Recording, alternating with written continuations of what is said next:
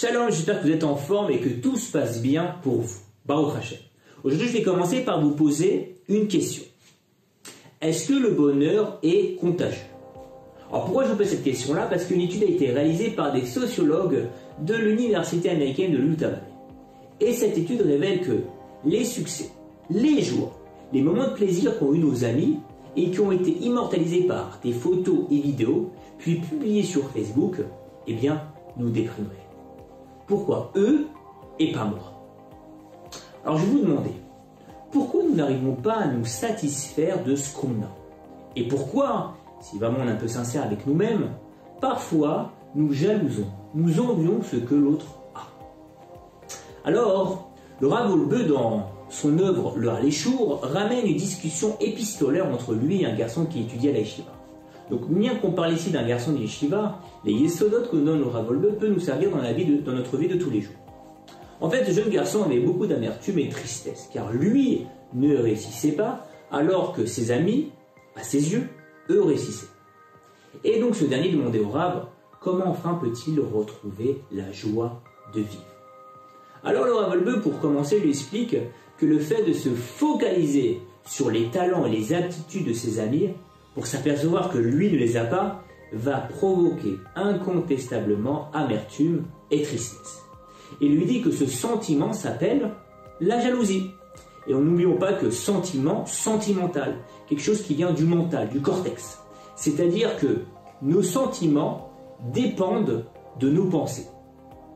Et les sentiments sont des réactions de notre corps qui font suite à une représentation que l'on se fait de quelque chose.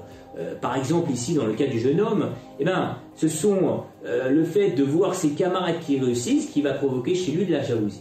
Parce que on peut comprendre que ce jeune garçon-là a dû se dire, a dû avoir comme pensée dans sa tête, eh ben, oh là là, ils comprennent vite cela. Eux n'ont pas besoin peut-être de revenir plusieurs fois sur le sujet.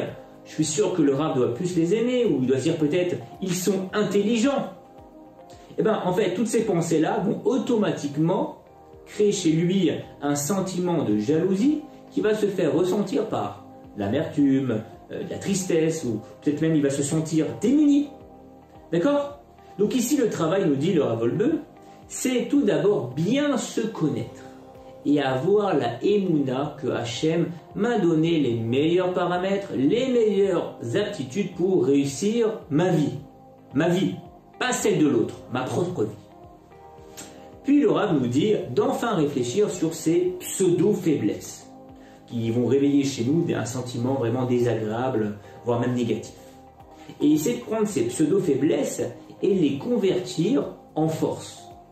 Par exemple, si on reprend le cas du jeune homme, le fait qu'il comprenne moins vite, pour lui c'est une pseudo-faiblesse, parce qu'il voit que ses amis ils comprennent plus vite que lui, eh bien on peut la convertir en force. Comment? Eh bien, puisqu'il va mettre plus de temps et d'efforts dans son étude pour comprendre, c'est évident qu'il va ressentir plus de satisfaction. Et on sait que la satisfaction est très importante dans l'étude. Encore, quelle force peut être déduite eh bien, du fait qu'il comprenne moins vite? Eh bien, le fait qu'il va répéter les sujets plusieurs fois, eh bien, ça va l'aider à se rappeler davantage du sujet que ses amis, parce qu'eux l'ont compris très vite. En bref, ici, c'est s'entraîner à voir le verre à moitié plein et ne plus voir le verre à moitié vide. Autre chose, en général, nous avons tendance à être jaloux, envier les personnes qui nous ressemblent.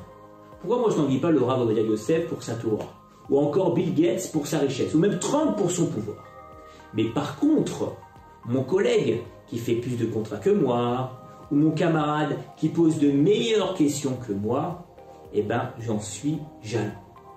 Alors, le Ibn Ezra sur l'un des 10 commandements, l'interdiction de convoiter la maison de son prochain, même l'interdiction de convoiter la femme de son prochain, nous explique que cette mitzvah se réalise seulement dans la tête. Mais non, comment faire pour ne pas réveiller ces pensées pernicieuses qu'on a dans la tête? Le Ibn Ezra nous répond que de même qu'un villageois n'aurait même pas l'idée de vouloir épouser la princesse, car il sait que cela est absolument hors de question, car quel rapport entre un villageois et une princesse? Rien à voir, ils sont tellement différents. Eh bien nous aussi, nous devrons s'interdire de convoiter tout ce qui appartient à un autre. Pourquoi? Parce que quel rapport entre lui et moi? En fait, ici, l'astuce pour réduire l'envie, la jalousie, c'est de vous persuader rationnellement que cette autre personne dont vous êtes jaloux ne vous ressemble pas autant que vous le croyez. Et se persuader qu'on a très peu de choses en commun. En clair, il faut se concentrer sur les différences que sur les ressemblances. Et si vous faites ce travail, vous allez voir que par magie, la jalousie disparaît.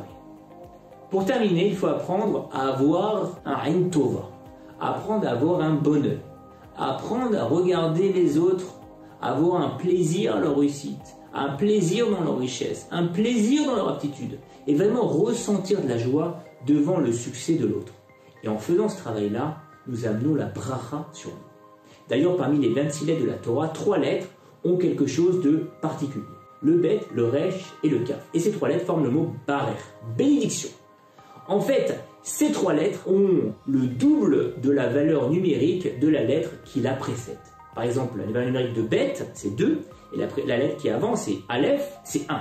La lettre Resh, qui est 200, la lettre qui la précède, c'est 100, c'est Kouf, 100.